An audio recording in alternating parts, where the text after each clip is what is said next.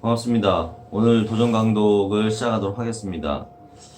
이제 내일부터 연휴가 시작이 되는데요. 우리 도생님들 좀 명절 연휴 잘 보내시기 바라고, 제가 오늘은 미리 좀 제가 상황이 어떨지 몰라서 영상을 미리 촬영을 좀 했습니다. 그래서 잘 들으시고 오늘 한 50분 정도 진행을 할 건데요.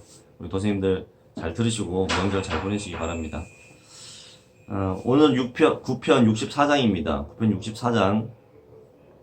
상제님의 성부님의 죄를 끌어주심.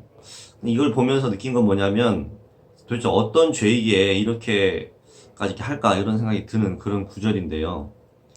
64장 9편 64장을 보면 어느 날 부친께서 부친에게 일생을 살아오시는 중에 잘못한 일을 빠짐없이 기록하십시오 하심으로 성부께서 낱낱이 기록해서 유칠룡, 어렸을 적부터 이제 같이 이제 친하게 지냈던 분이죠. 시켜서 올리니 상님께서 일일이 보신 뒤에 불사르시고 이제 잘못된 과거는 다 풀렸으나 신을 더 삼아야 됩니다. 그러니까 상님께 신고를 했잖아요. 우리가 상님께 신고를 했지만 또 자기 업보는 그것만으로 끝나는 게 아니고 업보도 조금은 자기가 뭔가 어떤 노력을 해서 끌어야 된다. 이런 걸 좀 알 수가 있는데요. 그래서 임자년 이때부터 시작해서 임자년 1912년까지 8년간을 더 밑뒤를 삼으셨다. 자, 이 해가 지난번에 아마 갑진 을사년이네요. 을사년이니까 1905년부터 1912년까지 8년간 이렇게 더 밑두리를 삼으셨다. 지금 이렇게 되어 있고요. 8편 74장을 보면은 성부님께서 이렇게 계속 밑두리를 삼으시고 집신이죠. 삼으시는 업보를 끌려는 과정이 끼쳤는데 8편 74장을 보면 어떤 한 성도 이제 김병웅 성도죠. 8편 74장 보면 이제 8편 74장이 아니고 73장이네요. 73장. 네, 잘못 썼네요. 8편 73장 보면은 5절에 보면은 상계님께 이제 김병웅 성도가 좀 그 은혜를 받게 되자 이제 상계님의 성부님에게 이렇게 이제 얼마간 이렇게 쌀을 갖다 드리게 됩니다. 그런데 상님께서 엄청 진노를 하시면서 5절에 내가 부친께 신발을 삼는 고체를 채워 그 죄를 더실 수 있도록 했는데 너로 인해서 그 기간을 연장하게 됐다. 네 마음은 그게 아니지만은 결국 부친의 고생이 더 길어지게 됐으니 내가 화가 나지 않겠냐 이런 말씀을 하십니다. 그래서 그런 일이 있었고 그 다음에 5절에 가면은 9편 64장 5절에 가면 상님께서 어천하신 후에도 유다 간의 협실을 살면서 영달리 주막에 나와서 집신을 팔기도 하고 장날이 되면 다리를 저는 정시부인 대신 장에 나가서 팔기도 하셨다 나와 있습니다. 이 정시부인 상계님의 이제 첫 번째 부인이 되시는데요. 이분은 1편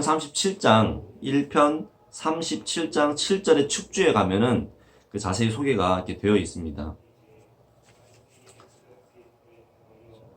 그리고 이제 오른쪽에 이제 원전 같은 경우에 1021페이지 원전 오른쪽에 보면은 축주가 나오는데 이제 권영채라는 분이 2003년에 2003까지 살았던 권영채라는 분이 돌아가시기 전까지 평생에 신발을 삼으셨다. 생계를 유지하기 위해서라도 신발을 삼으셨다. 그런 내용이 나옵니다. 자, 65장 넘어가겠습니다.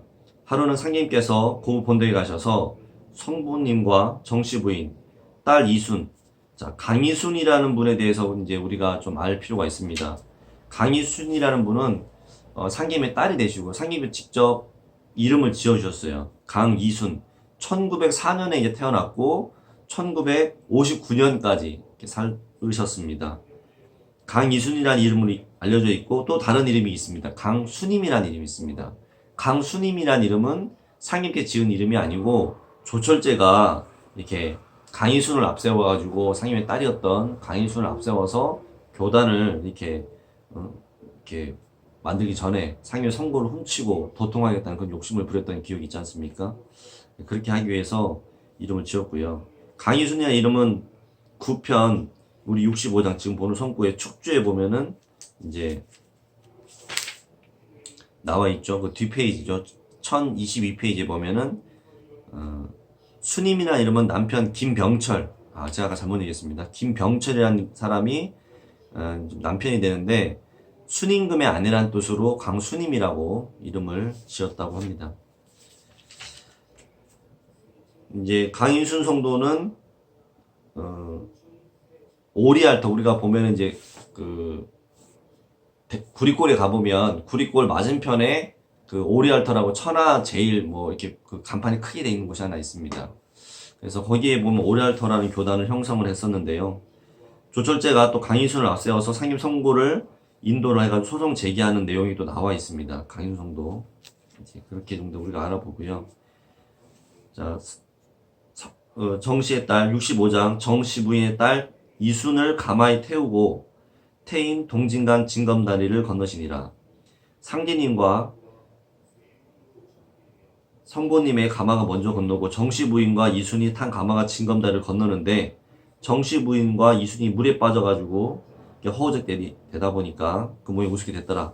사전에 상님께서 에이 저 뭐뭐뭐라고 하시며 길 가는 사람들을 향해서 저것들 봐라 저기 뭐뭐뭐 지나간다 하고 소리를 치셨다. 상님께서 어천하신 이후에 정씨 부인과 이순은 호령이 들렸다라고 되어 있습니다. 자, 66장 상님께서 형렬과 함께 앉아 계실 때면 종종 꽃대님을 끌러서 장난하듯이 이리 젖히고 저리 젖히고 하시다가 마당으로 던지시면 잠시 후에 먹을 것이 들어왔다 이렇게 되어 있어요. 때에 따라서 어떤 때는 사람이 직접 가져오기도 하고 신명이 가져오기도 했다. 4절 하루는 호연과 성밀이 같이 있는데 순간 바람이 불며 깜짝할 사이에 제사상이 통째로 들어왔더라. 그래서 밥도 들어왔더라. 5절에 저 상이 걸어왔대요. 누가 들고 왔대요? 하고 대답하시기를 제사 받는 사람이 혼이 가지고 온다. 이렇게 말씀을 하세요. 너희가 밥 먹는 줄 알아도 밥을 임의로 먹는 줄 알아도 이게 다 누구의 밥이다 하시면서 7절 훗날 우리 일이 되면 이제 이것을 다 풀어서 먹인다 이런 말씀을 해주시고요. 자 10절에 보면 이제 호연이 수도 공부를 마치고 제사상이 들어오는 것을 신안으로 봤다 이런 구절이 있습니다. 그럼 김호연 성도의 수도 공부했던 시간들은 언제냐? 바로 1905년 그러니까 이제 을사년이죠. 을사년 9월 9일 우리 세상에서는 중가절이라고도 하는 음력 9월 9일이죠.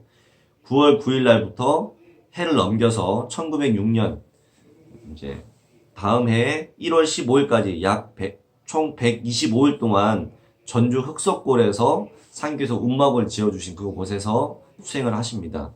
그 내용은 3편 145장에서부터 151장까지 소개가 되어 있습니다.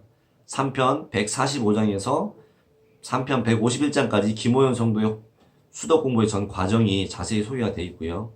그러니까 김호연 성도는 나중에 증언자 사명을 위해서 신화를 열어주신 거잖아요. 그리고 또 이제 김영효 성도는 이제 신명이 드나드는 것을 보게 하시기 위해서 또 이렇게 수행을 시키세요. 그건 언제냐면은 1902년, 그러니까 이제 이민년이죠. 1902년 이민년 4월 15일부터 9월 9일까지, 9월 19일까지 155일 동안 조금 더 길죠, 그죠?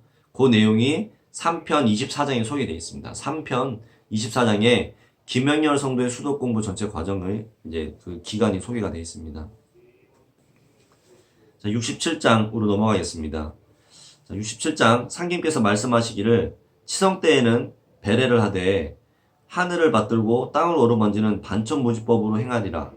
이는 하늘과 땅과 사람이 합덕하는 이치다.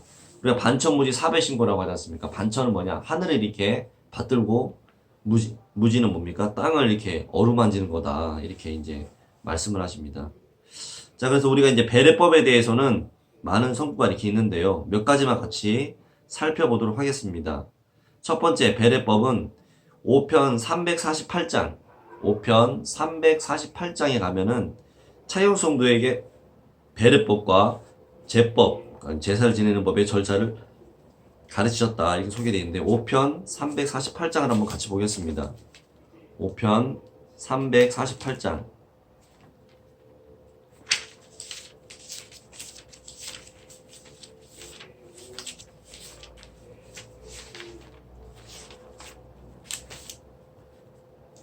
여기 보시면 이제 이 해가 기유년이죠. 기유년 음력으로 정월 2일날 1월 2일날 경석의 집에서 재물을 많이 준비하여 차리게 하시고 하면서 7절에 경석에게 반천무지의 배례법과 제법의 절차를 가르치셨다. 이제 이것은 나중에 어떻게 됩니까? 차영성도가 보천교가 이제 태모님의 글을 이제 쟁취를 해서 열었을 때 이제 그 어떤 교단을 운영을 할 때 큰 어떤 이제 방향이 되지 않았을까. 그리고 그런 것들이 보충교 문화를 통해서 또 태사부님 연결이 되고 하지 않았을까. 이렇게 좀 생각을 저는 좀 조심스럽게 해봅니다. 자, 3편 사배신고에 대해서는요. 3편 185장 20절 신명들은 항상 반천무주로 사배신고를 하더라 되어 있습니다. 3편 185장을 함께 보도록 하겠습니다.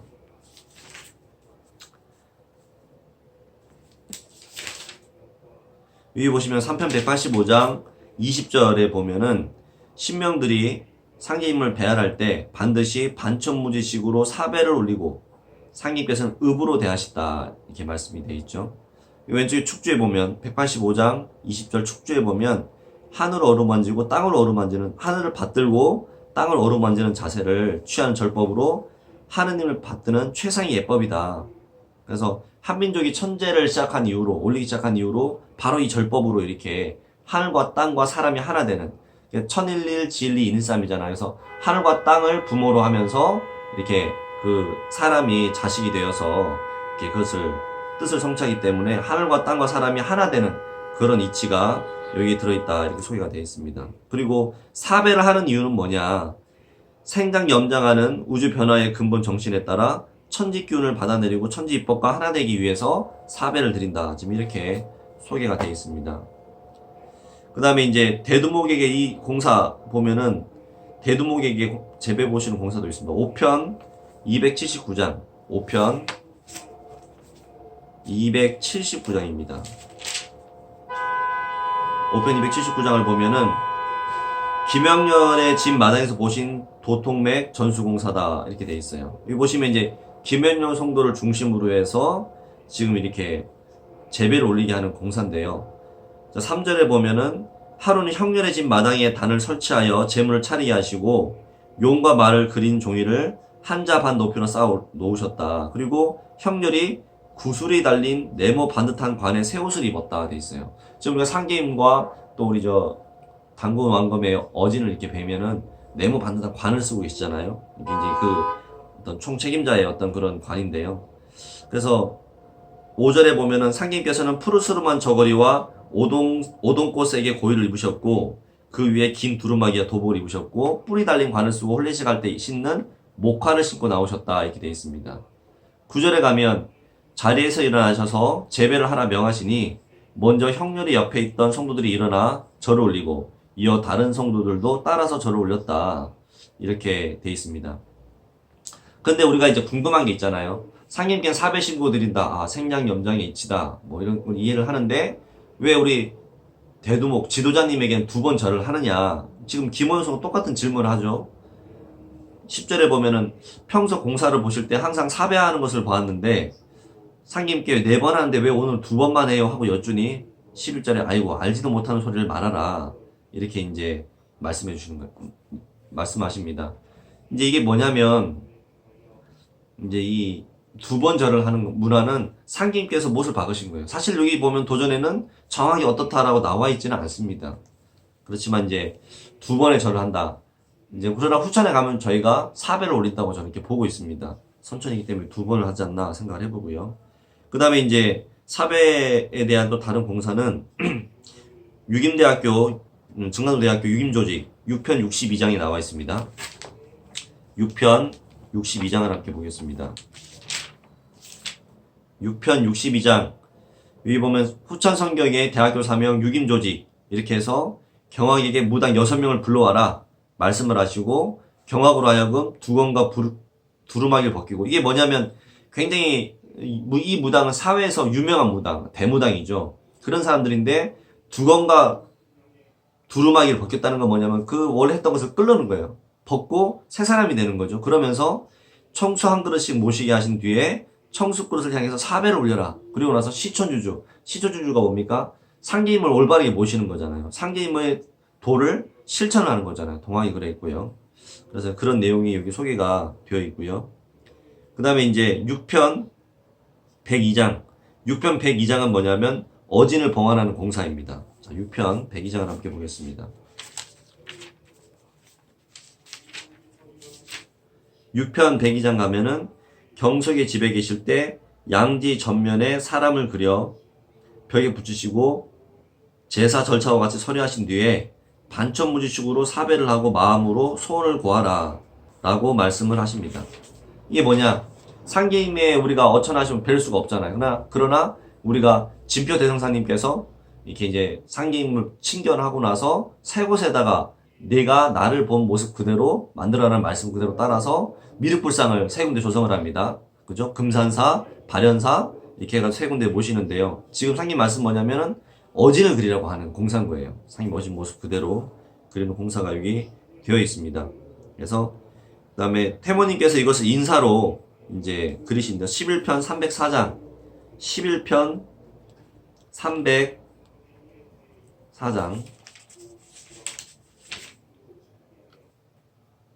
304장에도 있습니다. 304장 305장을 보면은 이제 반천무지 사배에 대한 말씀하신 이것이 천지절이다. 천지를 받들 줄 알아야 된다. 하늘 기운을 잡아든 게 내 몸에 싣고 땅 기운을 잡아든 게 내 몸에 싣는 것이다. 이렇게 말씀하시고 그 다음에 이것이 이제 나중에 또 태모님께서 인사적으로 또 어진을 이렇게 여러 차례 계산을 하시는 내용이 또 뒤가 나옵니다. 일단 사배신구 중심으로 해서 방금 살펴봤고요. 자, 9편 67장을 이어서 보도록 하겠습니다. 음식을 잘 차려놓고 여럿이서 식사를 할 때 어떤 사람이 먼저 수저를 들면 진지를 들지 않으시고 물리시니 무슨 까닭입니까? 하니 나는 천하의 예의상 둘째가 될 수 없다. 그런 말씀하시면서 누군가 먼저 들었기 때문에 그 예법이 맞지 않다는 거예요. 그래서 이제 그 사람이 잘못되는 거잖아요. 상임 드시기 전에 먼저 먹었기 때문에. 그러니까 아예 안 드시는 거죠. 그럼으로써 이제 그를 막아주시는 거고요. 그 다음에 도통하신 뒤에는 고향에 잘 가지 않으셨다. 왜 그러냐면 문중에 종손이시지만은 학렬이 낮기 때문에 우리 옛날에는 학렬을 따졌잖아요. 학렬이 낮기 때문에 어른들이 의뢰 이래라 저래라 반말을 하니까 이게 상임께는 개의치 않으시지만 신명들이 그 사람을 벌어야 하기 때문에 아예 그런 것을 하지 않으신 거죠. 사실 이 부분은 우리가 현재 우리 종도사님을 모시는 거와 동일한 어떤 조건이라고 저는 생각을 합니다. 그래서 종도사님께서는 내가 이렇게 뭐다 이런 말씀 잘 안 하시잖아요. 하지만 우리가 그런 인사의 하느님으로 모시고 이렇게 있는데요. 그래서 인사의 지도자를 보호를 하기 때문에 함부로 사실은 대하는 것이 좋은 예법은 아니다. 이런 걸 한 번 더 생각해 볼 수가 있습니다. 자, 9편 68장 이제 청도원 귀신사. 청도원이라고 하는 건 이제 귀신 나오는데 귀신이 아니고요. 돌아갈 귀자에다 믿음 실자. 믿음이 돌아온다라는 거죠. 청도원은 이제 금산사 그 주장에서 전주로 가는 방향, 저희 독배고개로 넘어가는 방향 중간쯤에 있습니다. 귀신사가요. 그 절에 공양주로 있는 여인이 상을 차려올림에 그냥 내가거라 하시거늘 그 여인이 음식에 이미 손대었음을 아시고 상을 물리신 것이다. 그러니까 우리가 치성을 준비할 때 먼저 맛을 본다든 이런 걸 안 하는 것도 뭐냐면 신명들이 먼저 먹는 거에 대해서 또 상기는 당연하시고요. 그런 거에 대해서 조심을 해야 된다. 는 걸 말씀을 우리가 알 수가 있고요. 그 다음에 9편 69장 누가 전복을 갖다 올리니 한 성도가 호연에게 전복을 좀 나눠달라. 호연이 생각하기에 저 사람 참 같은 제자고 전복이 많으니까 좀 줘도 괜찮겠지 하고 자기가 임의대로 한 거예요. 근데 사실은 아무리 상경 옆에서 모시고 지도자 옆에서 모시고 한다 하더라도 지도자는 아니잖아요. 그런데 뭔가 좀 가깝고 자기가 좀 많이 안다 해서 마치가 자기가 다른 사람이 올린 건데 자기가 그런 걸 줘버리면 어떻게 됩니까? 뭔가 보이지 않는 권력처럼 자기도 행세를 하는 모양새가 되잖아요. 그래서 그랬는데 소연이 그렇게 생각 안 하고 순수한 마음에 야는 순수한 마음에 준 거죠. 우리 김호연 성도께서는 그럼 갖고 가서 먹으세요 하고 전복을 줬더니 상격이 이걸 아시고 뭐라고 하시냐면 손모가지 끊어버리란다 하시면서 호연의 오른손을 무엇으로 찌르신 거예요. 그래서 엄지 손톱의 왼쪽 절반가량이 나가 떨어지고 새끼손가락은 뻗쳐서 잘 구부러지지 않으셨다. 이것은 신벌을 받는 것을 면케해 주십니다. 사실 우리가 도전 곳곳에 보면 상임을 오랫동안 모셨던 분들이 상임 위격에 대해서 잘 이해를 못하고 상임이 어떤 건 좀 가깝고 하다는 이유로 함부로 하는 그런 것이 있는데요.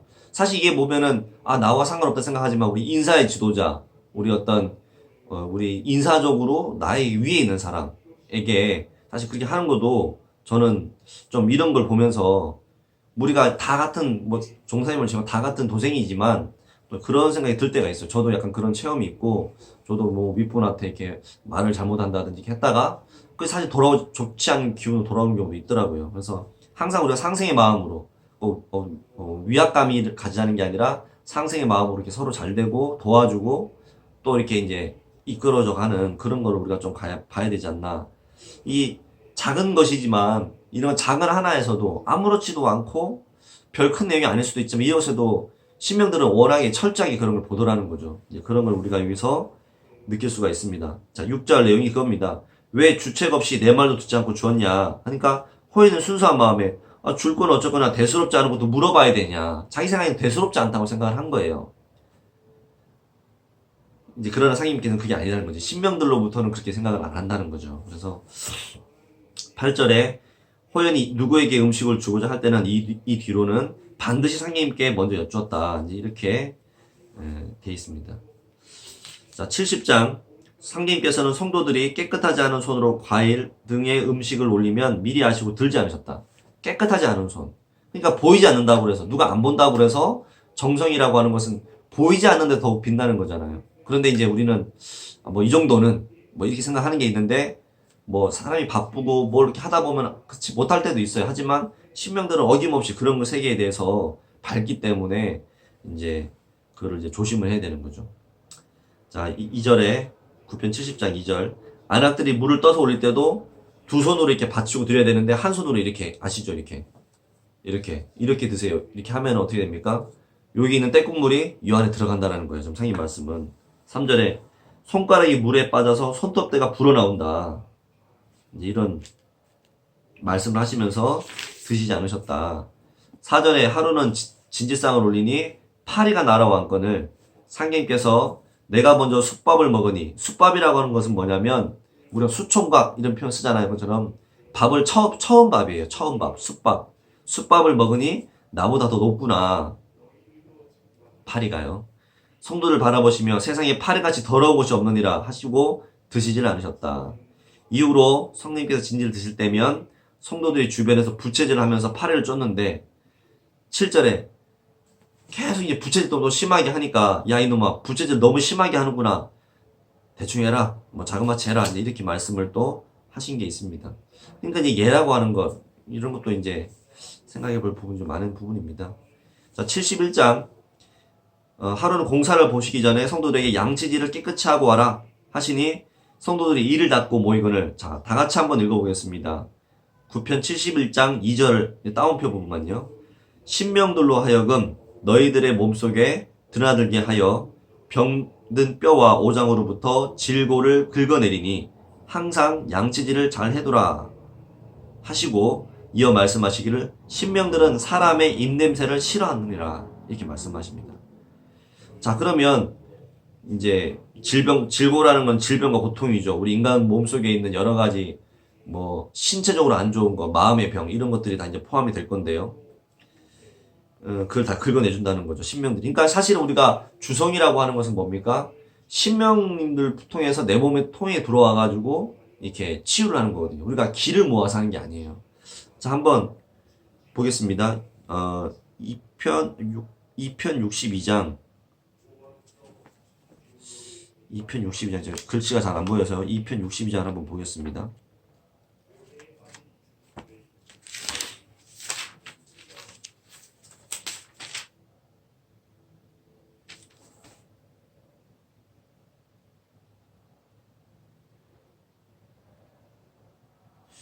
이 글씨를 제가 너무 잘 못 써서 맞네요. 2편 62장.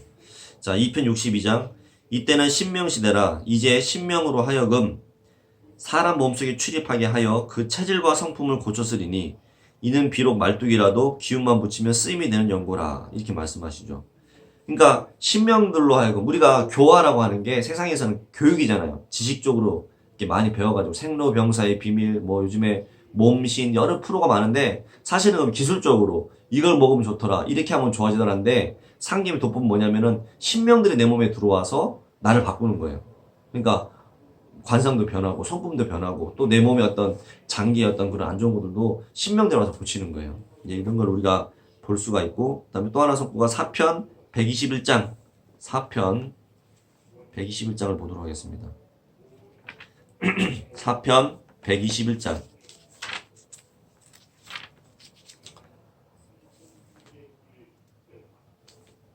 사편 121장.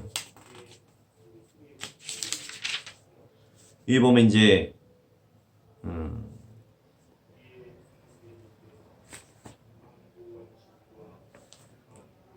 여기 보면 이제 한송도가 이제 잠을 자는데 호연송도를 불러서 사님께서 말씀하십니다. 야, 저거 봐라. 저 사람 콧구멍에 나오는 걸 봐라. 신안이 열려서 보니까 꼭 생쥐같이 생긴 것이 콧구멍에서 토방까지 나오더니 빗물에 잘박잘박하며 발을 대보다가 다시 콧구멍으로 들어가고 또 나왔다가 들어가고 그러기를 계속하더라. 5절에 이렇게 말씀하시죠. 저것이 사람의 혼이여. 저것이 하나라야 내 본심이고 둘이면 도둑놈이 된다. 그런 말씀을 해주십니다. 이제 오른쪽에 보면은 이런 내용이 있죠. 4편 120장 5절의 축주. 혼은 신을 따라 왕래하는데 입과 코의 호흡을 통해 출입 왕래를 한다. 이렇게 되어 있습니다. 그러니까 코나 입으로 신명들이 드나든다는 거예요. 그리고 심은 전신적인 음양의 영유와 오장을 통일하는 원신의 부로서 신의 기능을 발휘하여 머무는 장소다. 신의 기능을 발휘하는 것이 바로 이렇게 마음이다. 지금 이렇게 되어 있습니다. 때문에 마음이 작용될 때 둘로 분열되면 신명도 둘로 작용하기 때문에 신을 따라 출입하는 혼 자체도 둘로 구분되어 코로 출입을 하게 된다. 따라서 마음의 본체와 작용과 조화는 정신과 혼백이 둘이 아닌 한 마음으로 작용할 때 비로소 본래의 마음자리를 얻어 이를 이룰 수 있다. 그러니까 마음이 이럴까? 누가 한 소리도 원래 이렇게 마음을 하려고 했는데 어떤 상황을 되면서 누가 또 어떤 말을 들으면서 마음이 갈라지는 거예요. 아니야, 그렇게 할 필요까지 없어. 내 본심은 이렇게 해야 된다 생각을 하는데 또 갈라지는 거죠. 그래 되면 뭐냐면은 신명들이 둘이 들어오기 때문에 일이 되지 않는다는 거예요. 뜻이 제대로 성취가 되지 않는다는 거예요. 그러니까 내가 뭔가 하나의 마음을 먹었다면은 온전히 그 마음만 먹고 그것을 하려고 하면은 그것이 그대로 이루어지는데 신명이 기운 붙어가지고. 근데 이걸 해야겠다 마음 먹다가도 상황을 잰다든지 이렇게 되면은 마음이 둘이기 때문에 신명도 온전히 기운이 발동이 되지 않는다는 거예요. 그래서 일심이라고 하는 것이 작동되는 원리가 지금 여기서 지금 이제 정리가 된 거죠. 지금 굉장히 중요한 구절입니다. 사편 121장 5절의 축주는 여러 번 한번 읽어보시기를 바랍니다. 그래서 상인께서는 신명들로 하여금 체질과 성품을 고쳐서 쓰게 하셨다. 이런 것을 우리가 이제 알 수 있고요. 그 다음에 이제 9편 72장 상인께 평소 밤에 이제 야식이죠. 즐겨 드시고 형녀도 밤참을 매우 좋아하거늘. 자, 호연이 당신이 좋아하는 모습을 보려고 낮에 밥 한 그릇씩을 감춰 두었다가 밤에 안 주무시면은 무 비빔밥을 해서 드렸다. 그러니까 선생님께서 아이고 우리 호연이 하면서 토닥여 주셨다는 거예요. 누가 밥적에 밥을 비벼 밤참으로 올림에 호연이 보다가 나도 먹게 쫓게 줘요. 너는 똥 싸고 밑 닦은 게 안 준다. 누구는 똥 싸고 밑 안 닦았니? 다 똥 싸고 밑 닦지. 그래도 나는 손 깨끗이 씻어서 괜찮아. 뭐 이런 얘기를 이제 뭐 주고받는데요. 중요한 것은 이제 호연 성도가 그런 착한 마음이 있더라는 거죠. 지금 72장과 73장은 김호연 성도가 상임을 끔찍하게 생각하는 그런 내용이 소개가 되어 있고요. 자, 살구씨를 주워다가 호연이 9편 73장 주워다가 일일이 껍질을 까서 절구에 넣고 빻은 다음에 물에 불렸다가 죽을 쏘아 상임에 올리고는 상임께서 얼마나 정성스럽게 했어요. 이때 호연 성도 나이가 언제예요? 이게 을사년이라고 그랬죠. 김호연 성도는 1897년생이에요. 1905년이에요. 그럼 몇 살이에요? 8, 9살 된 거예요. 그죠? 그래서 그 어린 나이에 지금 초등학교 1학년, 2학년이 지금 이렇게 하나하나 이렇게 해가지고 상임 밑에 올린 거예요. 얼마나 정성스럽습니까? 꼬숙구 맛이 맛나다이. 이게 뭐냐? 또 해줄 거냐? 요놈 해주면 돈 얼마나 줄 건데? 내가 돈을 많이 줄 테니 또 해줘라. 호연에게 돈을 얼마 주시니 그 돈으로 달떡 2개를 사가지고 와서 하나는 상님께 드리거늘 상님께서 너나 먹어라. 8절에 호연이 다 같이 먹을 나만 먹어 쓰나요 하면서 떡 하나를 둘로 쪼개서 상김과 두 개를 사왔어요. 두 개를 사와서 하나는 자기가 먹고 하나는 반으로 쪼개서 상김과 호연이를 상김과 김영경 성도를 준 거예요. 그러니까 상임 보실 때, 야, 어른은 조금 줘, 얘는 통째로 먹냐. 그러니까 이제 호연이, 상임 입장에서는, 아니, 하나를 날 주고, 너네들이 반을 먹어야 되지 않냐. 이런, 뭐, 제 생각이에요. 그런 건데, 김호연 성도는, 아니, 내가 상임 받은 돈으로 내가 사왔고, 내가 마음을 내서 사왔는데, 그 당연히 내가 하나를 원래 먹고, 나머지 두 개는 반 쪼개서 두 분 드시는 게 맞지 않냐. 이렇게 좀 얘기 되는 거죠. 10절. 아니, 그놈도 안 주고 다 먹으려다가 껄쩍지근해서 주는 건데, 어른이 남겨서 줘야지. 애가 남겨줘야 되냐고. 줘도 트집을 잡네. 이제 앞으로 몰래 먹지. 알게는 안 먹을래요. 하니까 상님께서 웃으시며, 알게 먹어도 내가 알고, 모르게 먹어도 내가 안다. 그렇잖아요. 우리가 상님의 복록의 주관자는 상계님이시기 때문에, 알고 상님께서 올리고 먹어도 내가 알고, 모르고 해도 내가 알고, 이제, 그런 얘기죠. 예. 13절. 아, 그럼 아무 말도 하지 말지. 그런까지 싫은 소리를 해야 되냐. 그러니까, 인간이 지금 이 얘기는 뭐냐면, 김호연 성도의 얘기를 좀 해석을 하면은, 아니, 나도, 사람이 자존심이라는 게 있잖아요. 그, 자존심까지, 혹은 이제 인간의 마음의 밑바닥이잖아요. 이제 그런 거까지 건드시면서 말씀을 한다고 생각을 한 거예요. 그러니까, 그럼 아무 말도 하지 말지. 그런 것까지 싫은 소리를 하냐. 그러니까, 마음에 걸리잖아요. 그런 소리를 들으면. 맞는 말씀이니까. 걸리잖아요. 그러니까 이제, 이렇게 얘기를 하는 거죠. 14절. 저거 장래에 시집가서 시어미가 뭔 말하면 볶아먹는다고 저렇게 할 것이다. 그래서 그런 얘기를 하시는데요. 어쨌든 이제 어차피 이 세상의 모든 건 상긴 겁니다. 그래서 우리가 나는 다 내 개인 소유고 내 노력으로 했다 생각을 하잖아요. 근데 그것이 사실은 상김으로 내려오는 복록이고 그렇기 때문에 사실은 상김께 먼저 바치고 뭐 남는 게 있으면 하는 거죠. 물론 우리 삶의 일상이라는 것은 육아를 비롯해서 또 가정사였던 그런 게 있고 또 여러 가지 뭐 도장을 다녀도 기본적으로 또 필요한 것들이 있잖아요. 하지만 우리가 이제 성분 문화 그리고 또 이렇게 뭐 집에서 가볍게 모시는 뭐 음식이 들어왔다. 예를 들어서 그러면은 그냥 나만 먹는 게 아니라 가정에서 천신단에 좀 이렇게 올려놓고 그다음에 또 먹고 이렇게 하는 문화가 저는 이 성구를 보면서 우리가 좀 생각을 해봐야 되겠다 그런 생각이 좀 들었습니다. 자, 한성도가 여쭈기를 자 74장입니다. 부잣집의 척신의 재앙이다. 간혹 부호집에서 각별히 마음 써서 진수성찬을 차려놓고 모시면 새술도 뜨지 않으시고 물리시니 무슨 까닭입니까? 말씀하시기를 그 부호의 마음이나 정성을 모르는 바는 아니지만 그 부잣집에는 원기가 많아서 쌀 한 토레까지 원기가 가득 차 있어서 먹을 수가 없다. 이런 말씀하세요. 자, 그러면 이 대표적인 이제 이 부호의 집에 가셨는데 드시지 않고 나온 게 어디에 있냐? 3편 68장에 있습니다. 3편 68장.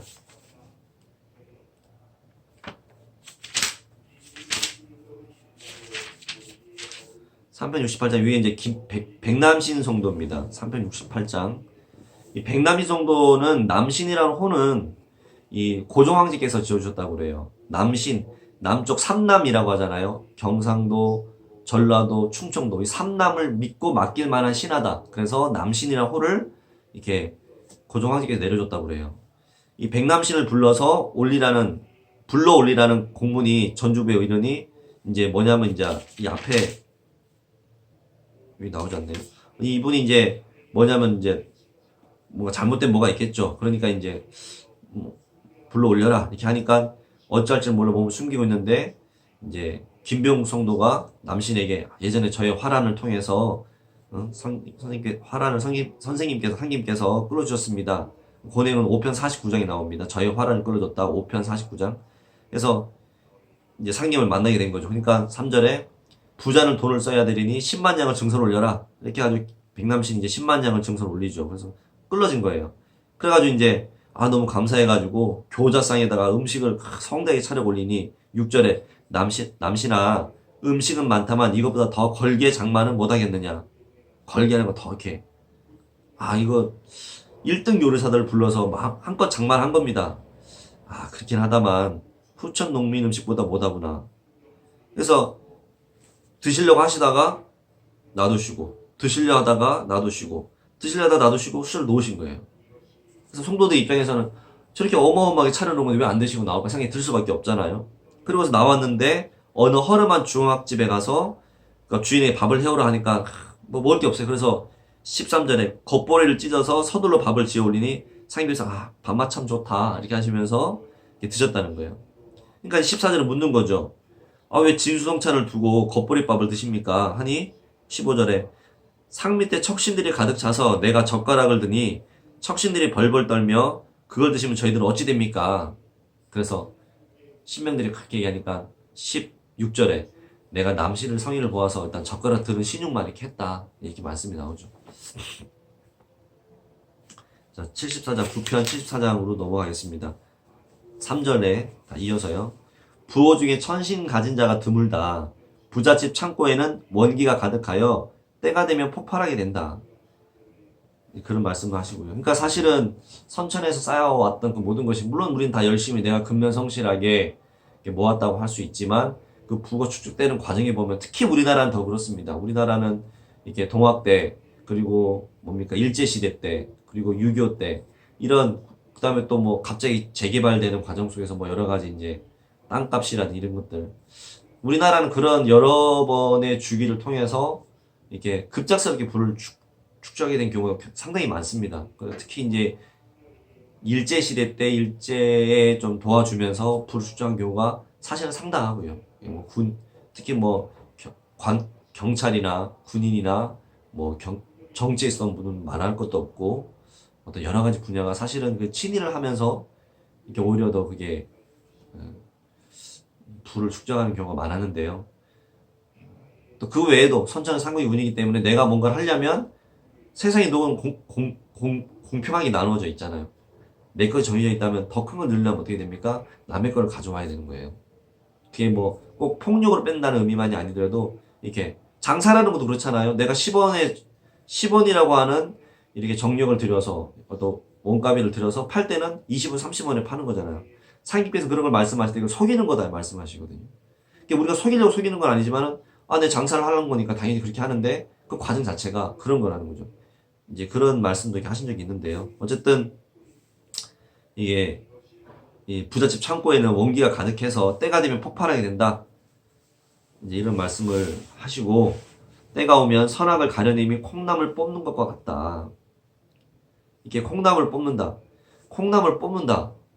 이렇게 콩나물에 튀어나온 거를 뽑는 거.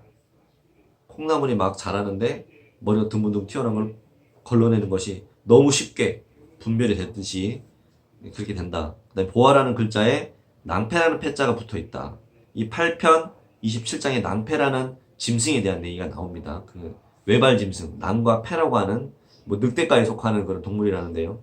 그런 얘기가 나와 있는데 어쨌든 보아라는 글자에는 낭패가 있다. 백년 탐물이 일조진이다. 지금 이렇게 이제 말씀을 하시는 구절도 있습니다. 자, 상님께서 말씀하시기를 사람은 75장이요. 사람은 크게 먹어야 된다. 자, 크게 먹는다라는 건 뭐냐? 마음을 크게 먹어야죠. 사람은 크게 돈을 벌어야 된다. 이런 의미가 아니라 크게 먹어야 된다. 마음을 크게 먹어야 되는 거예요. 어려서부터 남 주는 것도 모르고 제 앞에다가만 갖다 놓는 놈이 있고 그러니까 남을 생각하지 않고 내 것만 또 남 줄 줄만 알았지 제 입에다가 안 넣는 놈이 있다. 베푸는 것은 모두 장래에 제가 쟁여놓고 사는 것이다. 근본이 쫄아진 놈은 어려서부터 제 입만 알지 동무는 모르느니라. 그러니 동기간이나 친구간에 우애가 있고 없음도 모두 부모에게 매여 있는 것이니라 하시니라. 이렇게 이제 있습니다. 자, 그러면 모두 부모에게 매여 있다. 이게 저는 무서운 말씀입니다. 우리가 이제 부모님부터 우리가 생김새는 유전 받는다는 걸 알잖아요. 그러나 이렇게 생활 양식, 생각하는 태도 이런 것도 유전을 받거든요. 그러면 우리 부모님 누구한테 받았어요? 그 부모님부터 받은 거죠. 이 유전이라고 하는 것이 그래서 성씨를 보고 어떤 뭐 그런 걸 보는 이유가 이런 것도 있는데요.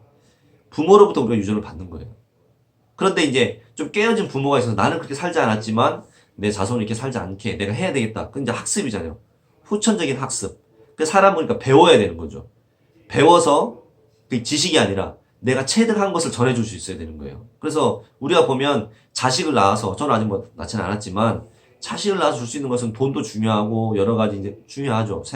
세상을 사는 생활 기술도 중요하지만 어떤 가치관을 전해준다는 거. 그런데 뭐냐면 자기는 체득화되지 않으면서 막 강조하는 그런 것도 잘못된 거잖아요. 뭐 자기는 책 한 번 안 보면서 자식에게 공부해라. 공부해야 뭐 잘 된다. 그거는 좀 틀린 말이에요.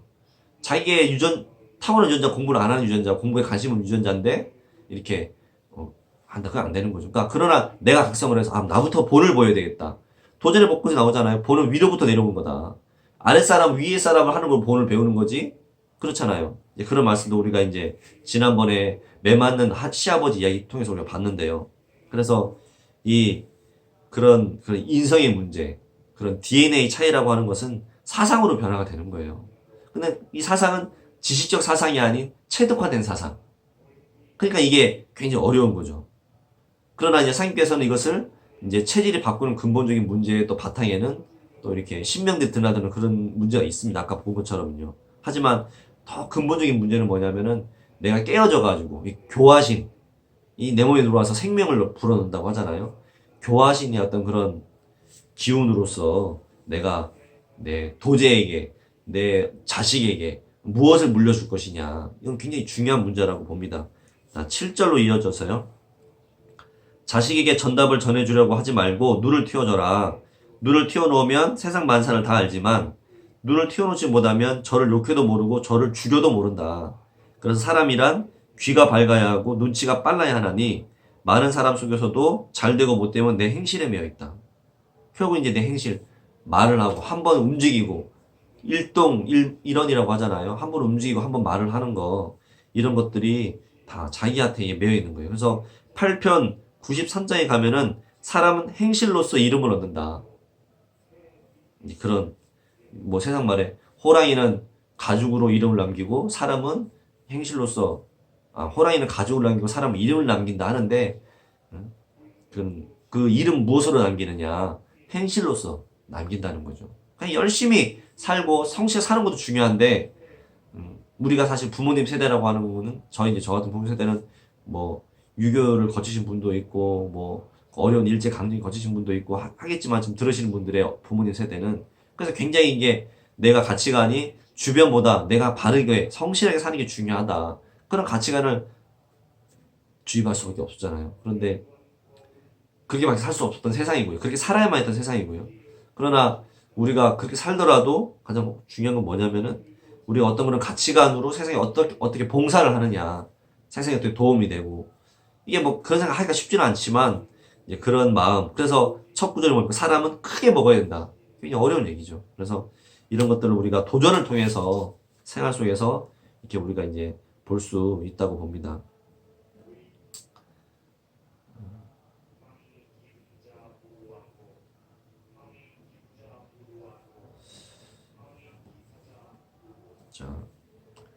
자, 76장을 한번 보도록 하겠습니다. 다 함께 한번 읽어보도록 하겠습니다. 76장 따옴표. 돌을 잘 닦는 자는 그 정원이 굳게 뭉쳐서 죽어서 천성에 올라가 영원히 흩어지지 아니하나 돌을 닦지 않는 자는 정원이 흩어져서 연기와 같이 사라지느니라. 자, 여기 이제 축주가 있는데요. 굉장히 깁니다. 한번 같이 보도록 하겠습니다. 오른쪽에 지금 도표도 있잖아요. 지금 오른쪽에 보면 도표도 이렇게 있는데요. 인간의 생명 속에는 천지가 생장염장하는 이치에 따라 정기, 신혈의 4대 생명이 깃들어 있다. 정, 기, 신, 혈의 4대 생명이 들어있다. 그래서 기와 혈이 연결되어 있고 정과 신이 음양일체로 연결이 되어 있다는 거예요. 그럼 첫 번째 기는 뭐냐? 기는 혈을 끌고 다니는 생명력이다. 그러니까 우리가 피가 이렇게 흐르면 피를 끌고 가는 게 뭐다? 기라는 거예요. 그러니까 피가 잘 안 통한다. 기가 막혔다라는 거죠. 기가 막혀 있다는 거죠. 그래서 혈과 더불어 사람의 몸에 정신을 길러내고, 정이라고 하는 것은 생명이 통일되어서 물질화된 진행이다. 그러니까 생명이, 에너지가 유형의 물질로 드러난 것이 정이라는 거예요. 그러니까 내가 정이 고갈됐다라고 하는 것은 뭐냐면 이제 생명의 에너지가 다 됐다라는 거예요. 무슨 이야기죠? 신장에서 생성이 되고 그 정이 화에서 신이 된다. 그러니까 정이 충만해야 신명이 밝아진다는 거예요. 그러니까 우리가 뭐 마음이 이제 뭐 수행하는 과정에 체험이 뭐 부족한 분들 이렇게 또 많이 있을 수도 있는데, 물론 그만큼 수행이 부족할 수도 있는데요. 몸 건강 상태나 이런 것도 봐야 되는 거예요. 정이 막 스트레스 받고 그냥 맨날 이렇게 잘 안 먹고 그러면서 수행을 하면 체험을 한다. 이건 어려운 얘기예요. 왜냐면은 내 몸에 그걸 할 수 있는 그게 약하기 때문에 물론 이제 어떤 계기가 된 신명이 열어져가지고 보이는 경우도 있겠지만 보편적인 단계를 통해서 보면 정이 뭉쳐져 있을 때 내 몸의 어떤 건강 그러니까 요즘에 새벽 문화도 말씀하시고 태울 쪽이 말씀하시는데요. 그런 문화를 바탕으로 해서 내 몸이 좀 더 이렇게 정이 충만해질 때 그러면서 주문을 읽을 때 이게 신명이 열리면서 체험도 가능하게 된 거죠. 되는 것이죠. 신은 전기신혈의 순환 생성 운동의 핵심이다 라고 되어 있고요. 몸이 늙어서 죽으면 신은 몸에서 이탈해서 신명으로 태어나게 된다. 이 신이 전기신혈을 통제하는 주체고 이 신이 죽으면은 몸에서 이렇게 나가서 신명으로 된다. 지금 그렇게 돼 있죠. 그래서 인간이 죽어서 태어난 인격신은 살아서 돌을 닦은 만큼 정리가 뭉쳐져 있다. 그러니까 내 몸에 축적된 정이 신으로 된다고 그랬잖아요. 그러니까 내 몸이 죽을 때까지 막 정이 뭐 없다. 그러면 신명도 약한 거예요, 사실은. 근데 내가 죽을 때가 천수가 다 돼서 죽더라도 몸이 정이 충만하면은 신명도 그만큼 강해지기 때문에 이렇게 천상에 가서도 뭔가 큰일을 할 수 있는 것이죠. 그래서 이런 성구 말씀, 돌을 닦지 않으면 정원이 흩어져 연기같이 사라진다. 그러니까 신명도 수명이 있는 거예요. 우리는 보통 불교나 기독교나 이런 대표적인 종교들 통해서 보면은 영혼이라고 하는 것은 영원한 걸로 알고 있어요. 영원히 천당 속에서, 영원히 지옥 속에서, 아니면 영원히 어떤 그런 어떤 지옥불에서 이렇게 얘기를 하잖아요. 근데 그게 아니라 영혼이라고 하는 자체도 이렇게 수명이 있다라는 거 그런 걸 우리가 이제 얘기를 할 수가 있고요. 자, 그러면 묻는 거죠. 한 성도가 76장 3절 저의 수완은 얼마나 됩니까? 너는 한 1만 년을 산다. 이 영혼의 수명을 얘기를 하시는 거예요. 영혼의 수명. 어떻게 사람이 1만 년을 삽니까? 삼성기를 봐도 우리 한국의 그 환인 천재 분들도 3,401년 동안 12분 이렇게 모셨다 돼 있는데 그것도 믿기가 힘든데 1만 년을 어떻게 산다? 말이 안 되잖아요. 그러니까 뭐냐 상명이 이 말씀은 이 질문을 했던 영혼 성도